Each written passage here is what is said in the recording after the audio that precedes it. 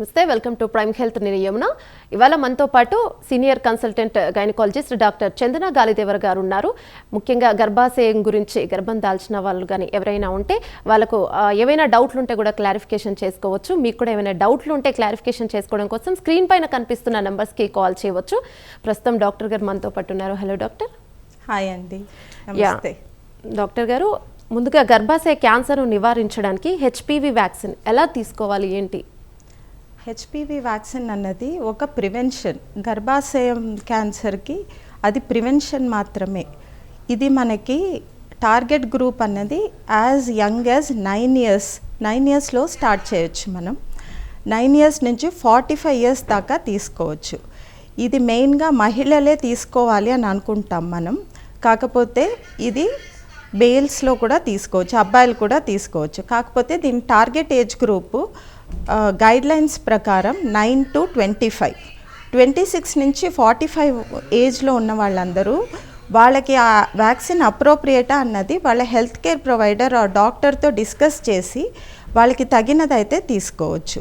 ఇదే అబ్బాయిలు అయితే సెక్షువల్ యాక్టివిటీ స్టార్ట్ చేసే ముందు, సో అగైన్ 9 to 25 ఏజ్ గ్రూప్లో బాయ్స్కి కూడా ఈ వ్యాక్సిన్ తీసుకోవచ్చు. ఎందుకంటే ఇది గర్భాశయ క్యాన్సర్ మాత్రం కాదు, మిగతా క్యాన్సర్స్ కూడా, అంటే anal, penile cancers and genital వార్ట్స్ని కూడా ప్రివెంట్ చేస్తుంది కాబట్టి. రైట్. దీన్ని ముఖ్యంగా వివాహిత మహిళలు తీసుకోవచ్చా? మ్యారీడ్ విమెన్కి ఇది బేసికల్గా ఎట్లా అంటే బిఫోర్ సెక్షువల్ యాక్టివిటీ తీసుకుంటేనే ఈ వ్యాక్సిన్ 90% ఎఫెక్టివ్ ఉంటుంది. 90 to ఆల్మోస్ట్ 100% ఎఫెక్టివ్ ఉంటుంది. కరెంట్లీ మనకి ఉన్న వ్యాక్సిన్ ప్రివెన్షన్ రేటు 90%. కాకపోతే వివాహిత మహిళలు అన్నది సెక్షువల్ యాక్టివిటీ అన్నది స్టార్ట్ అయి ఉంటుంది. సో స్టార్ట్ అయిన వాళ్ళకి ఇది 90% ప్రివెన్షన్ రేట్ అన్నది ఉండదు. కాకపోతే వాళ్ళు తీసుకోకూడదని కాదు, వాళ్ళు కూడా తీసుకోవచ్చు. ప్యాప్స్మియర్ టెస్టులు చేసుకోవాలి, హెచ్పివి డిఎన్ఏ టెస్టింగ్ కూడా చేసుకోవచ్చు వాళ్ళకి ఇంట్రెస్ట్ ఉంటే. దాని తర్వాత వాళ్ళు వ్యాక్సిన్ తీసుకోవచ్చు. కాకపోతే ఇక్కడ మనం గమనించాల్సిన విషయం ఏంటి అంటే, మనం వ్యాక్సిన్ తీసుకున్నాం కదా అని వివాహిత మహిళలు ఓకే నాకు ఇంక ఈ క్యాన్సర్ రాదు, సర్వైకల్ క్యాన్సర్ నుంచి నాకు రిస్క్ లేదు అని అనుకోవడానికి లేదు. ఎందుకంటే వీళ్ళకి ఆల్రెడీ ఎక్స్పోజర్ అయి ఉంటే ఈ వ్యాక్సిన్ తీసుకోవడం వల్ల వాళ్ళకి కంప్లీట్ ప్రొటెక్షన్ ఉండకపోవచ్చు. సో ఇలాంటి వాళ్ళు ప్యాప్స్మియర్ టెస్ట్ అన్నది తరచూ చేసుకోవాలి. ఆ స్క్రీనింగ్ ఫ్రీక్వెన్సీ ఏంటి అన్నది నేను మళ్ళీ చెప్తాను. సో ఆ ప్యాప్స్మియర్ టెస్ట్ రెగ్యులర్గా చేసుకుంటే వ్యాక్సిన్ యాడ్ ఆన్ అవుతుంది. సో ఈ రెండు కంబైన్ అయ్యి వాళ్ళకి కూడా సర్వైకల్ క్యాన్సర్ నుంచి ప్రొటెక్షన్ చాలా మంచిగా ఉంటుంది. ఈ పాప్స్మియర్ పరీక్ష అంటే ఏంటి డాక్టర్ గారు? దానిని ఎంత తరచుగా చేయాలంటారు? సో ప్యాప్స్మియర్ టెస్ట్ అన్నది క్యాన్సర్ రాకముందే మనకి ఆ గర్భసంచి ద్వారం దగ్గర ప్రీ క్యాన్సరస్ సెల్స్, అంటే క్యాన్సర్ కింద మారేలాంటి సెల్స్ ఉన్నాయా అన్నది డిటెక్ట్ చేయడానికి ఇదొక టెస్ట్. సో ఈ టెస్ట్ మనం గైనకాలజిస్ట్ చేస్తారు. ఇది సెక్షువల్ యాక్టివిటీ స్టార్ట్ చేసిన వాళ్ళు 21 ఇయర్స్ నుంచి వాళ్ళకి స్క్రీనింగ్ స్టార్ట్ చేయాలి. 21 నుంచి 30 ఇయర్స్ వాళ్ళు ఎవ్రీ 3 ఇయర్స్ చేయించుకోవాలి. ఇప్పుడు సపోజ్ ఎవరన్నా 30 ఇయర్స్ ఉన్నారు, కాకపోతే వాళ్ళు ఎప్పుడు sexually they have never been active, they have never had any relationship అన్న వాళ్ళకి ప్యాప్స్మియర్ అవసరం లేదు. But if somebody sexually active right from 18 years, 18 వయసు నుంచే వాళ్ళ సెక్షువల్ యాక్టివిటీ ఉంది అంటే 21 ఇయర్స్ నుంచి వాళ్ళు స్క్రీనింగ్ స్టార్ట్ చేసుకోవాలి. ఇది ఎవ్రీ 3 ఇయర్స్ చేయాల్సిన పరీక్ష. అప్ టు 65 ఇయర్స్ చేయాలి. 30 ఇయర్స్ తర్వాత 30 to 65 ఏజ్ గ్రూప్లో ఉన్న వాళ్ళకి ప్యాప్స్మియర్ ఎవ్రీ 3 ఇయర్స్ చేసేటప్పుడు హెచ్పివి డిఎన్ఏ అన్న టెస్ట్ కూడా కంబైన్ చేసి చేస్తే ఇది ఎవ్రీ 5 ఇయర్స్ చేయించుకోవచ్చు. లేదు హెచ్పివి డిఎన్ఏ టెస్టింగ్ చేయలేదు అంటే ప్యాప్స్మియర్స్ ఎవ్రీ 3 ఇయర్స్ చేయించాలి. ఓకే డాక్టర్ గారు, ఒకసారి కాలర్ లైన్లో ఉన్నారు, వారిని అడిగి తెలుసుకుందాం. హలో అండి. డాక్టర్ గారండి.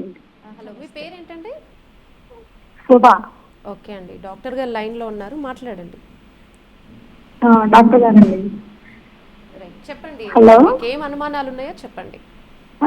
నాకు గర్భసంచి తీసారండి, తీసిన వైట్ బ్లాక్ అవుతుంది. ఓకే అండి, గర్భసంచి తీసేసారంటున్నారా మీకు? ఓకే, ఇప్పుడు వైట్ పడుతుందా అండి? వైట్ బ్లాక్ కనిపిస్తుంది. 1 ఇయర్ అయింది. ఓకే, సో మీ డౌట్ ఏంటండి, అది బ్లాక్ డిశ్చార్జ్ ఎందుకు వస్తుందనా లేకపోతే? బ్లాక్ ఎందుకు వస్తుందండి? ఓకే. సో జనరల్గా గర్భసంచి తీసేసిన వాళ్ళకి ఈ మధ్యన టోటల్ హిస్టెక్టమీ చేస్తాం. అంటే గర్భాశయం ప్లస్ ద గర్భసంచి ద్వారం, యూట్రస్ అండ్ సర్విక్స్ కంప్లీట్గా తీసేసిన వాళ్ళకి సర్వైకల్ క్యాన్సర్ వచ్చే ఛాన్సెస్ చాలా తక్కువ.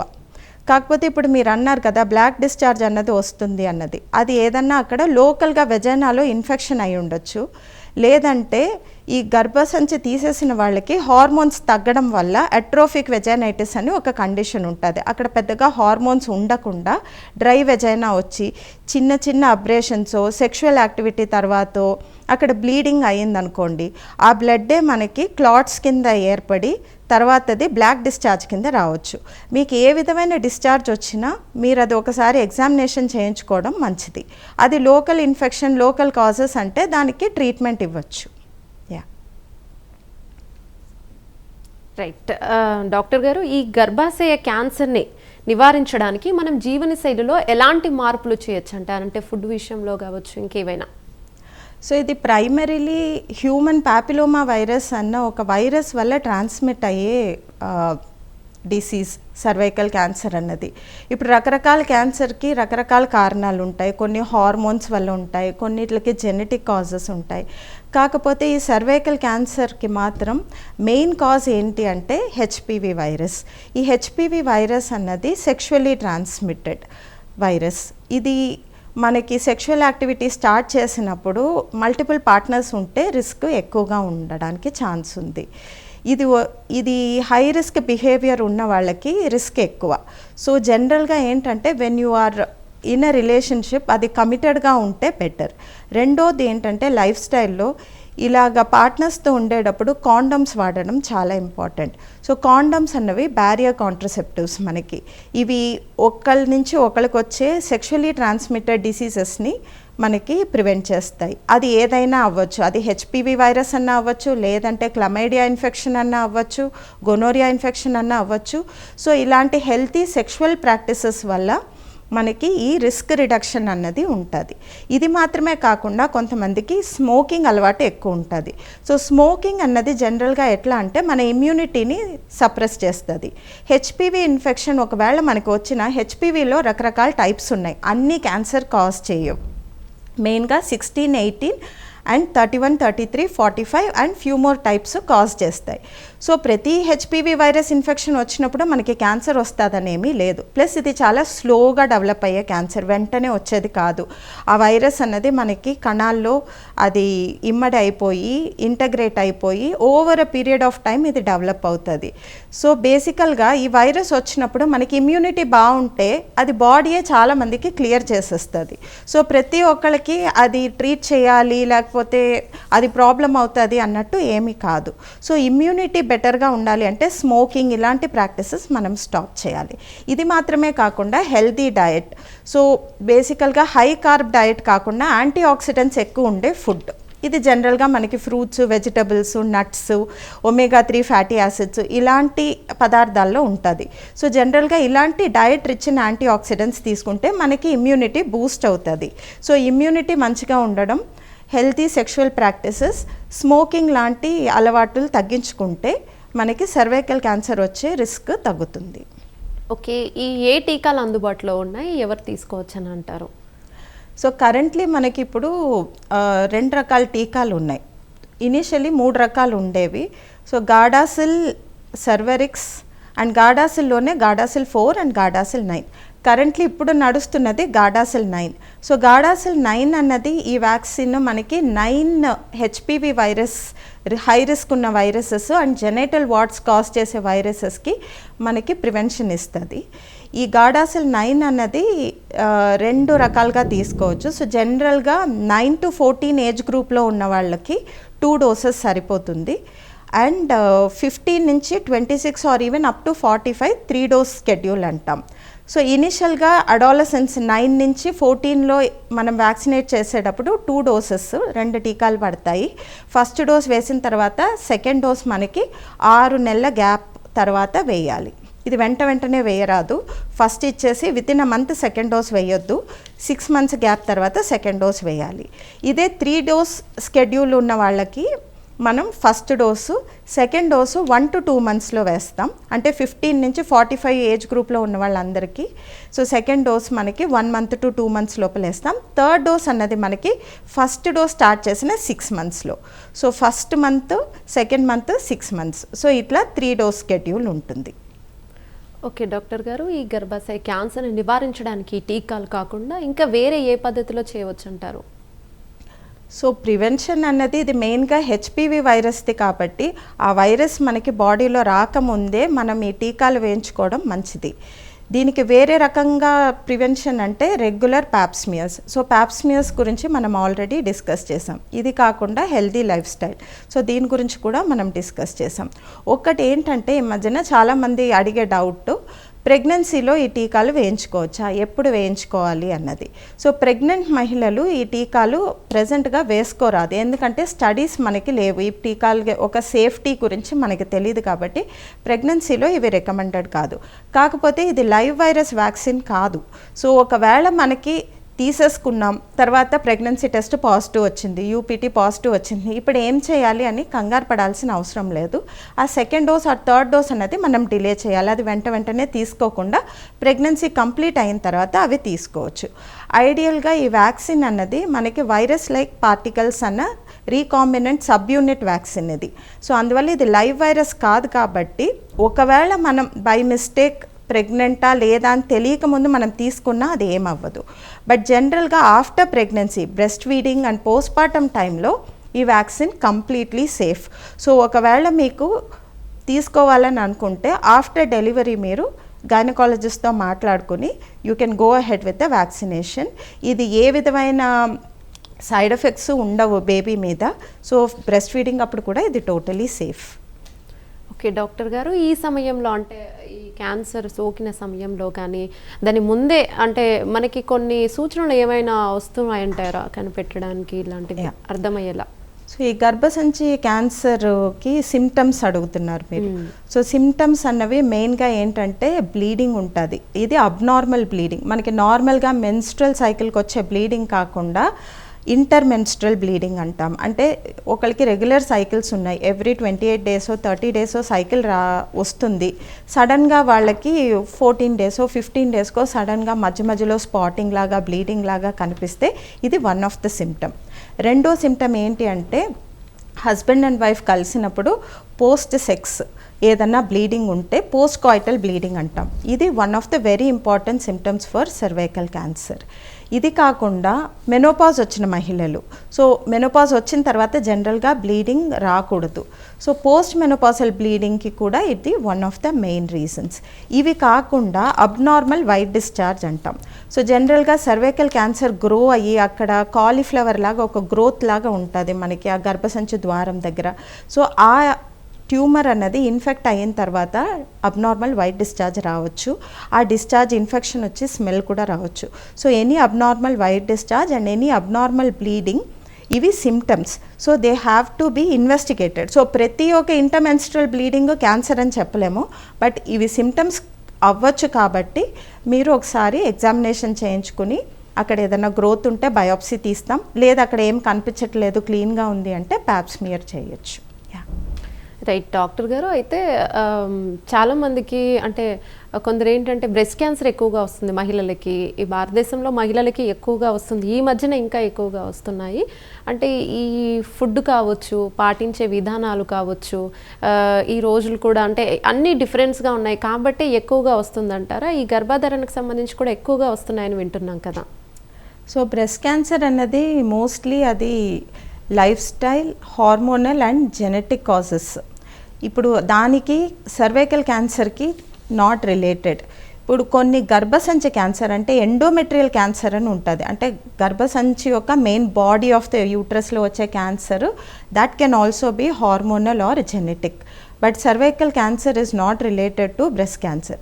ఇప్పుడు బ్రెస్ట్ క్యాన్సర్ గురించి అడుగుతారా మీరు? అది ఇప్పుడు యంగ్ ఏజ్లో కూడా మనకి కనిపిస్తుంది. చాలామందికి ఇప్పుడు బ్రెస్ట్ ఫీడింగ్ పోస్ట్పార్టమ్ టైంలో ఒక లంప్ లాగా వస్తుంది. అది ఏంటి అని ఎగ్జామిన్ చేస్తే ఒక్కొక్కసారి అది బ్రెస్ట్ క్యాన్సర్ అని తెలుస్తుంది. సో రీజన్ ఎందుకు breast cancer is on the rise అంటే it could be hormonal and it could also be our lifestyle. మనం తినే తిండి, మనం పాటించే lifestyle, high carb diet, high estrogen content ఎక్కువ ఉండడం, PCOD is on the rise. So ఇలాంటి విషయాలు. రెండోది జెనెటిక్ మ్యూటేషన్స్ అంటే ఫ్యామిలీ పరంగా.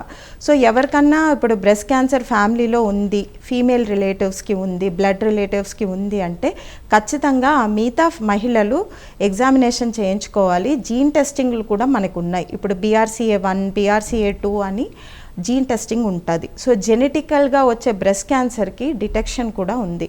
సో అలాంటి బ్లడ్ టెస్ట్లు చేయించుకోవడం వల్ల మనకి రిస్క్ ఉందా అన్నది మనకి ముందే తెలుస్తుంది. ఇవి కాకుండా మనకి జనరల్గా మ్యామోగ్రఫీ 40 దాటిన తర్వాత రెగ్యులర్గా స్క్రీనింగ్ చేసుకోవడం, సెల్ఫ్ బ్రెస్ట్ ఎగ్జామినేషన్ చేయించుకోవడం. సో ఇలాగా చేయడం వల్ల మనకి ఏదైనా లంప్ లాంటిది స్టార్ట్ అయితే అది ఎర్లీ స్టేజ్లోనే మనం ఐడెంటిఫై చేయగలుగుతాం. డాక్టర్ గారు, అయితే చాలామందికి అంటే కొంతమందికి ఏజ్ బాగా ఎక్కువైపోయినప్పుడు పీరియడ్స్ అనేవి ఒక టైంలో ఆగిపోతూ ఉంటాయి. అలాంటి సమయంలో ఏమైనా గర్భంలో కనుక ఏమైనా ప్రాబ్లం అనిపించినప్పుడు దీనికి సూచనలు ఏమైనా ఉండవచ్చు అంటారా? ఇలాంటి సూచనలు ఏమైనా ఉండవచ్చు అంటారా? సో జనరల్గా ఎవరికన్నా ఇప్పుడు మెనోపాజ్ వచ్చే టైంకి మెన్స్ట్రల్ ఇష్యూస్ అన్నవి నార్మల్గా రావడం మహిళలకి కామనే. ఈ మెనోపాజ్ అన్నది చాలామందికి స్మూత్గా ఉండకపోవచ్చు. జనరల్గా మెనోపాజ్ వచ్చే టైంకి కొన్ని క్లైమాక్టరిక్ అంటాం, కొన్ని సిమ్టమ్స్ వస్తాయి వాళ్ళకి. ఈ హార్మోన్స్ తగ్గడం వల్ల వేడిగా ఉండడం అంటే హాట్ ఫ్లషెస్, ఫెటీగ్ రావడం, బోన్స్ వీక్ అవ్వడం, ఇలాంటి సిమ్టమ్స్ ఉంటాయి.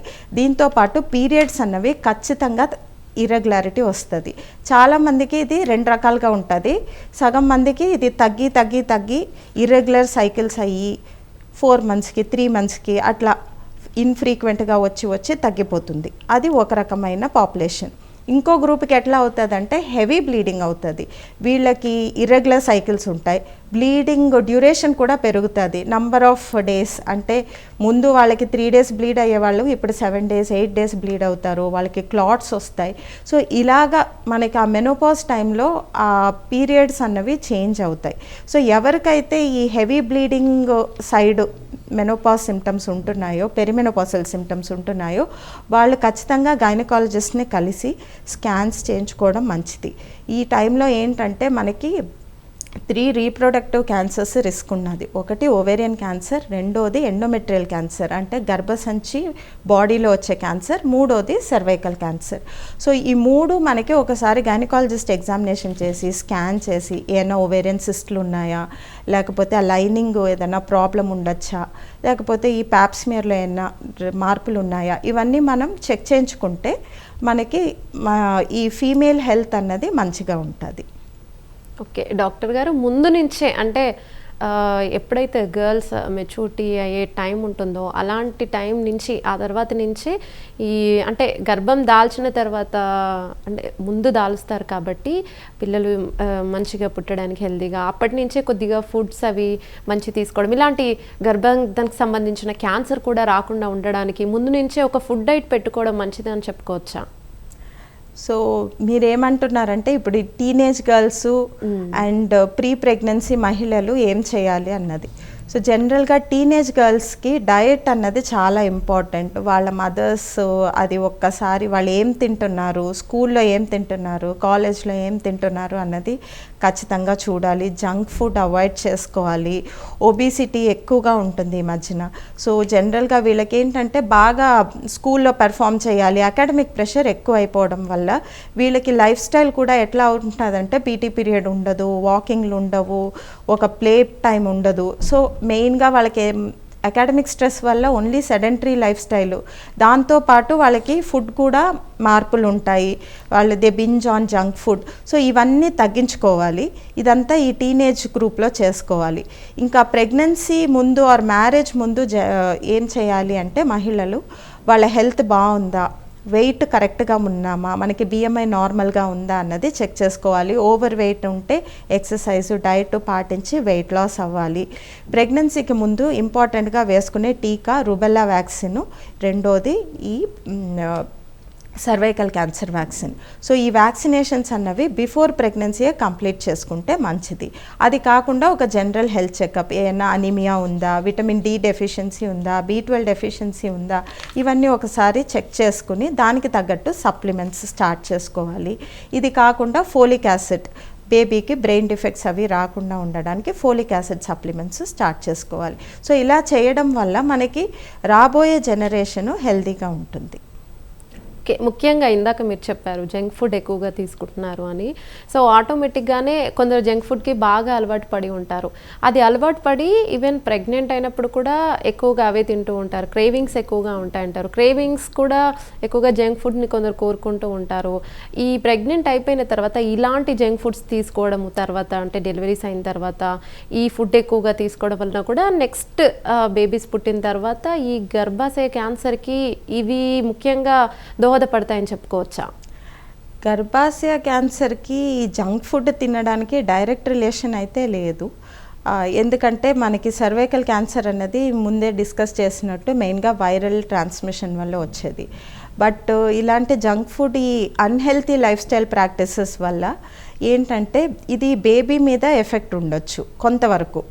అంటే ప్రెగ్నెన్సీ క్రేవింగ్స్ అన్నవి ఖచ్చితంగా మహిళలకు ఉంటాయి. అవి ఉండకూడదు అంటే అది it's not fair. But once in a while దాన్ని ఇండల్జ్ చేసుకోవచ్చు. బట్ రొటీన్గా మనకి మ్యాగీ తినాలి, పాస్తా తినాలి, ఆ టైప్లో నూడిల్స్ తినాలి, లేకపోతే బయట స్ట్రీట్ ఫుడ్ తినాలి, ఇలాంటి క్రేవింగ్స్ ఎక్కువ ఉండి ఆ ఫుడ్నే మెయిన్గా ప్రిఫర్ చేసి నార్మల్ డయట్, మనకి ఫ్రూట్స్ కానీ వెజిటబుల్స్ కానీ లేకపోతే నాన్ వెజ్ డయట్ తీసుకున్న వాళ్ళు ఎగ్స్, మిల్క్ ఇలాంటివి నెగ్లెక్ట్ చేసి దాని మీద ఎక్కువగా మనము ఫోకస్ చేసామంటే మిగతా ఇష్యూస్ వస్తాయి. అనీమియా రావచ్చు, లేకపోతే జెస్టేషనల్ డయాబెటీస్ మెలిటస్ రావచ్చు ప్రెగ్నెన్సీలో. సో ఇవి ఫీటస్ని కూడా, అంటే బేబీని కూడా అఫెక్ట్ చేయడానికి ఛాన్సెస్ ఉన్నాయి. ఇది బట్ గర్భసంచి అంటే సర్వైకల్ క్యాన్సర్కి ఈ unhealthy lifestyle practices during ప్రెగ్నెన్సీకి డైరెక్ట్ లింక్ అయితే లేదు.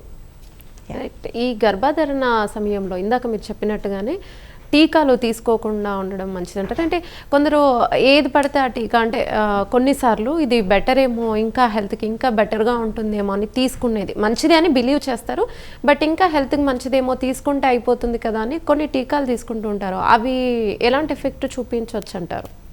సో ప్రెగ్నెన్సీలో మనకి రికమెండెడ్ వ్యాక్సిన్స్ మెయిన్గా టెటానస్ వ్యాక్సిన్, టీడాప్ వ్యాక్సిన్ అంటే టెటానస్ డిఫ్తీరియా పర్టూసిస్ వ్యాక్సిన్.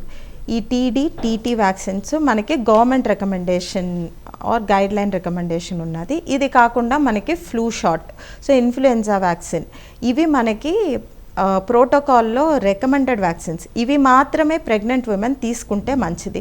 మిగతా ఏ రకమైన వ్యాక్సిన్స్ అన్నా అవాయిడ్ చేయడం బెటర్. ఎందుకంటే మిగతా వ్యాక్సిన్స్ గురించి మనకి సేఫ్టీ కానీ, దాని ఎఫికసీ కానీ, లేకపోతే దాని బిడ్డ మీద ఏ విధమైన ప్రభావాలు ఉంటాయన్న స్టడీస్ కానీ మనకి అడిక్వేట్గా లేవు. సో మనకి ఎవిడెన్స్ లేనప్పుడు అనవసరమైన వ్యాక్సిన్స్ మనం తీసుకోవడం కరెక్ట్ కాదు. సో ఏదైతే మనకి బేబీకి, మదర్కి సేఫ్ అన్నది ఉంటుందో ఆ వ్యాక్సిన్స్ మాత్రమే రికమెండెడ్. ఏంటి టెటానస్ అన్నది ఈ మధ్యన అంత కామన్ కాదు, బట్ అది వచ్చిందంటే it is not a very good disease to have. So ఇవన్నీ ఇరాడికేట్ చేయడానికి టెటానస్ వ్యాక్సిన్ ఖచ్చితంగా తీసుకోవాలి. ఇన్ఫ్లుయెన్జా కూడా ప్రెగ్నెన్సీలో వస్తే దాని సివియారిటీ చాలా ఎక్కువగా ఉంటుంది. అది చాలా సివియర్ అయ్యి కొంతమంది వెంటిలేటర్ దాకా వెళ్ళవచ్చు. సో ఇలాంటి కంపల్సరీ వ్యాక్సిన్స్ తీసుకోవడం మంచిది. ఇంకా మిగతా వ్యాక్సిన్స్ ఏమైతే మనకి సేఫ్టీ ప్రొఫైల్స్ తెలియవో అవన్నీ పోస్ట్ పార్టంలో మనకి అవసరమా లేదా అన్నది చూసుకుని తీసుకోవాలి. మెయిన్గా ఏంటంటే ప్రెగ్నెన్సీలో లైవ్ వైరస్ వ్యాక్సిన్స్ తీసుకోరాదు.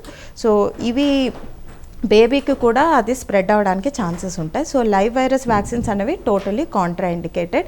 సో ఏది పడితే అది తీసుకోవద్దు. మీ గైనకాలజిస్ట్ ఏది రికమెండ్ చేస్తే అంతవరకు తీసుకుంటే సరిపోతుంది. రైట్, థ్యాంక్ యూ చందన గారు.